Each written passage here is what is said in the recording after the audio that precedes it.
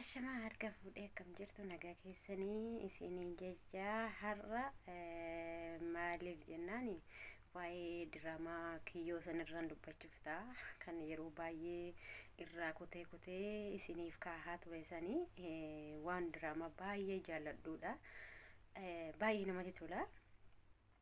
Maaliif jennaani garuu meelaalan meelaalan baay'ee tokko siireesii taate diraamaa sanarratti siifuunillee akkasuma baay'ee namatti tolti. Seenaanis akkasuma faraa'oonillee akkamii baay'ee namatti tolu beektaa diraamaa sun baay'een jaalladha. Waa'ee diraamaa sanarraa isinii dubbadhanii yaadaarraa diraamichi suni waanuma jiruudha, waanuma dhugaadha. Garuu diraamaadha malee amma namoonni hedduun waa'ee diraamaa sanarratti yaada baay'ee kennanii siifanni meelaalanii maaliif akkas gootii maaliif nama jaallattee dhiistii maal jettan ijoollee shamarranii achirratti siifan takka baay'ee haa dubbachaa turte. Sirriidha inni kun diraamaadha malee garuu diraamaas ta'e malee wanti akkanaa kan dhuguma ta'us jira. Inni kun garuu diraamaadha. Diraamaa maleeyyuu immoo wanti kun kan sirriin akkanumatti hima jira jechuudha. Waanuma jiruudha, waanuma jiruudha jechuudha. Waanuma ilma namaa qonnamuudha jechuudha. Kanaafi ba'anii meelaala baay'ee tokko hin jaalladha. Maaliif jennaan siireesii taati. Hojii ishii irratti illee baay'ee siireesiidha. Deebiitii immoo gizee hojii ishii baay'ee tokko sirriitti siireesiidha jechuudha. Garuu maaliif seenaan dhiistee seenaan silaa akkasitti jaallataa? Seenaan akka malee jaallata hin beektu. Seenaa amma durallee eenyu mucayyoo takka kan gizee duraan seenaaniin guddaa jedhamee ture. Diraamaa dheebuu irratti namni hunduu hin beektan jedhee yaada. Diraamaa dheebuu irra ture. Gizee sanarratti illee akkuma san mucayyoo takka hin dhiiste. Carraadhuma ta'uu danda'a. Immoo kun diraamaa ta'uu danda'a malee wanti kun dhugaadha wanti jennu hin jiru. Dhugaadha waan kana kan jedhamu miti. Kanaafi meelaaliin baay'ee namatti tolti. Waa'ee abbaa ofii gizee baay'ee haasofti. Siifan immoo obboleettiin waa'ee abbaa keetii kana dhiisii.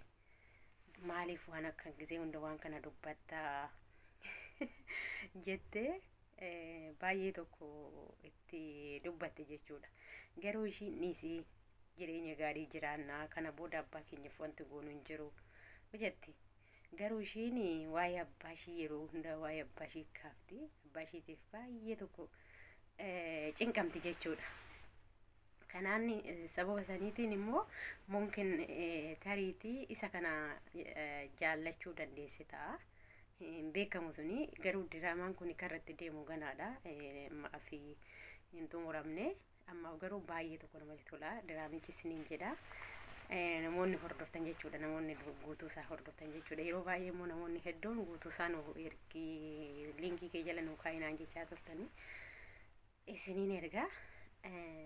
Garuu baay'ee seenaa cimaa qaba. Seenaa baay'ee miidhagaa qaba. Garuu haga kana jedhamee wanti tilmaamamu hin jiru. Seenaan isaa baay'ee namatti tola. Keessaa meelaalan baay'ee tokko jechuudha. Baay'ee keessi isaa diraamichi sun garuu hanga dhumaatitti yoo laaltanii turtan jechuudha. Baay'ee namatti tola. Kanaafi diraamichi sun immoo adaraa kan jala addaan hin hafne isiniin jechaa isiniinis diraamichi sun akka itti nuuf fufu akka addaan nu jalaan kutamne baay'ee namatti tola waan ta'eef isiniin jechaa. Har'ammoo samaroo waan kanaa nu dhuftee maalii kanaan hin jenne yaa warra waan tokko waan kanarraa dubbadhee tana yaade. Harmeen immoo harmeen si adaadaan meelaalaa baay'ee waan gaarii dubbatte. Waan kana osoo maaliif akkas ta'a jettee baay'ee tokko dubbattee turte. Ishii irratti ani hunduma keessaa iyyuu diraamaan kun kan natti tole meelaalaa fi seenaanidha. Seenaan baay'ee seenaan isaa yaani akkuma maqaa isaatu seenaan isaa baay'ee tokko namatti ulfaata jechuudha. Waan inni keessa ture akkaataan inni ta'ee jechuudha. Yeroo diraamaa dheebuu sanarraa ka'ee jechuudha. Waa baay'ee sadarkaa baay'ee keessa ture. kanaaf ijoollee shamarranii keenya piliisii wanti akkanaa kun immoo waanuma jiruudha fakkeenya akka namaaf ta'uudha kan diraamaan kun qophaa'ee warroonni ijoollee dhiiraa jaallattanii dhiistanii piliisiin jaallattanii dhiisina akkama jaalatta sanitti fufaan isiniin jedha jaalalli keessan akkuma jaalala ganamaa san isiniif haa ta'u isiniin jecha akka dhiirris akkanumatti takkasi jaallate taanaan baay'ee nama bakka sammuu namaa kun baay'ee tokko nama jeeqabeettu waa'ee jaalalaa namni hin beekne hin jiru namni dhalatee umrii waggaa yoo xiqqaate waggaa 11 shamarranoo taate waggaa 11 waggaa 15 kanaa gadi namni jaalala hin beekne hin jiru isiniin jedha kanaaf dhiifamaa nama tokko jaallattanii hin dhiisinaa nama san jaalladhaa akkuma dhumaatti jaalladhaan isiniin jedha micayyoo immoo gamoorraa kunoo jaallattee seenaa hunda wal dhossanii sababa saniitii ergamoo sargiin ishii qophaa'ee waa hunda qopheeffatte kaleessa micayyoo wayii kan lubbuu fi gamoorraaf darbitee duute san laalame jaalalli waan hedduu qaba ijoollee shamarranii immoo piliis waan akkasii yaadina dhiirri tokko qofa miti akkuma haadha takka jala dhiirti dubartiin 9 jedhani dhiirrillee 9 kan biraa heerumuu dandeessa kan biraa maali dhiirri biraan jiru maaliif micayyoon akkas bareeddu sun maaliif waan akkanaa kana yaaddi garuu yeroo saniif itti dhaga'amuu danda'a hangas jaallattee maaliif akkas na godha jettee aaruu dandeessi kanaaf akkas ta'uu qabu inni isiniin jedha ijoollee shamarranii dhiifama guddaa keessayyuu biyya namaa keessatti jechuudha kana waan akkasiin dalaginaa yoo sun isinii ta'uu baate dhiistanillee kama biraa heerumtanii rakkoon qabu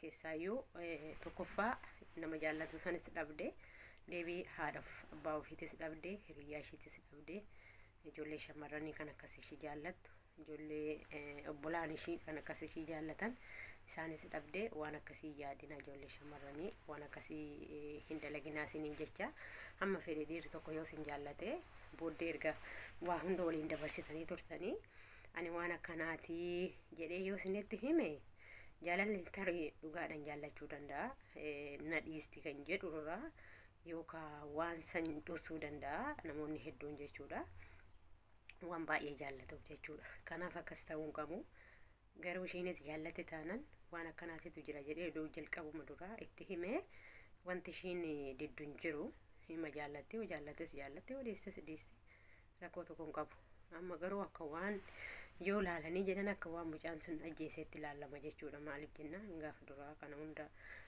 dhossee gizee ishii waa hunda keessa qophooftee akkasitti guyyaa kanaa cidha kiyya jettee maatiin firrii hundi gammadee jedhutti lubbuu ishii du'aan bukachuun ishii baay'ee tokko ulfaata jechuudha kanaaf ijoollee shamarranii akkas hin ta'ina hamma fedhellee si jaallate hamma fedhes yoo ta'e yoo jaalalli jiraate jaalalli immoo qabeenyanii miti qabeenya jaallataniiti miti yoo hamma fedhe qabeenya qabaate qabeenya isaan jaallatina nama tokko jaallate taanan waan fedhes haa ta'u eega jaallatte immoo hin dhiisini garuu immoo warri dhiiratis dhiifama yoo dhugumaan jaalala jaallate ta'e gaafuma jaallatu san waan jiru hundumaa osoo waa waliin dhosin jechuudha walitti himaati yoo jaallatte haa jaallattu yoo jaallachuu baate haa dhiistu walitti himaan isiniin jedha dhiifamaa kun yaada kiyyaa gorsa kana booddee waan akkanaa walitti himanii wal gaddisiisuu irra jalqabuma duraa waan akkanaatu jira jedhanii walitti wal amansiisuun waanuma jiruudha isiniin jecha kanaaf viidiyoon kiyya har'aa asuma irratti xumuramaa baay'een isin jaalladha baay'een isin kabaja warroonni maatii koo taatanii na hordofaa turtanii na jajjabeessaa turtanii guddaa galatoomaa isiniin jecha anis immoo yeroo biraa immoo viidiyoo yaada bareedaa yookaan immoo waan adda addaa akkanumatti yeroo tokko tokko isinii qopheessaa kan maatii koo hin taane immoo kotta maatii kootti dabalamaa isiniin jecha har'aaf viidiyoon kiyyaa asuma irratti dhaabataa nagaa keessanaaf tura nagaa keessanaaf jiraadha yeroo biraa viidiyoo biraatiin walitti deebinaa isiniin jedha galatoomaa